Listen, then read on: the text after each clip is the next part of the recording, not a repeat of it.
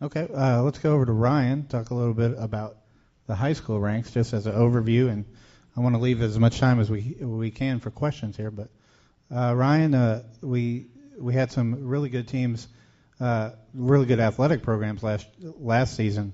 You know, like Millwood and Carl Albert, who won titles in McGinnis, titles in virtually everything.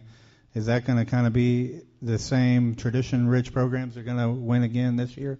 Well, it looks like certainly Millwood and Carl Albert are going to have another really good chance in 6A. It's going to be, can anybody knock off Jinx again? And Carl Albert should have very little problem winning a 5A state championship. Millwood's going to have some more competition this year. They don't quite have the deep number of athletes they had last year, but they'll still be right up there near the top. Everybody's favorite subject is recruiting, obviously. Talk a little bit about some of top 3 or 4 kids in the state. Well, Muskogee has a couple of the best ones. A receiver by the name of Jameel Owens, who's been recruited by everybody, and a defensive lineman by the name of Stacy McGee. Defensive line is probably the deepest position this year in the state, with Tanner Shuck from Jinx also being one of the top 3 players. At quarterback, you've got a guy, Nathan Stanley, at Tahlequah Sequoia, who has had a really good summer, got offers from Michigan, among others.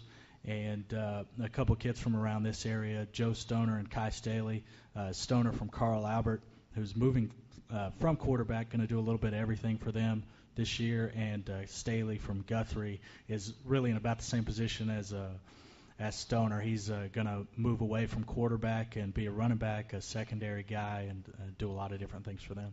Any, I don't know, sleeper teams, I guess, teams that might sneak up on us this year, who maybe weren't as good last year or kind of middle of the road last year? Well, it's hard to call Tulsa Union a sleeper, but they did get knocked off in the first round of the playoffs last year, struggled, got rid of their coach.